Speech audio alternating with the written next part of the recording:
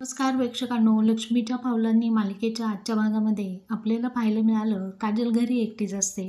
कारण चांदेकरांकडे जागरण गोंधळाचा कार्यक्रम असतो. त्यानिमित्त संगीता आणि दिनकरराव हे दोघंही तिकडे गेलेले असतात.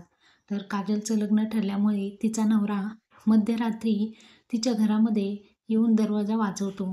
तेव्हा कोण आहे हे पाहते तर काय, तिचं लग्न ठरलेला नवरा, जो की तिच्यापेक्षा 10 वर्षांनी मोठा असतो. आता त्याला पाहून काजल घाबरते आणि म्हणते, तुम्ही इथे?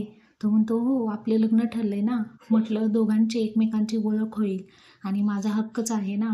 असं म्हणून तो आतमध्ये येऊ लागते. काजल म्हणते, प्लीज तुम्ही आता इथून जा.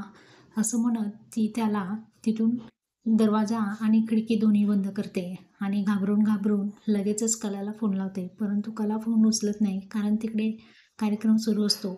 दिनकररावांना फोन लावते, परंतु त्यांचा फोन घरीच उचललेला असतो. तर प्रेक्षकांनो, तुम्हाला काय वाटतं, अशा सिच्युएशनमध्ये सोहम येऊन तिला वाचवेल?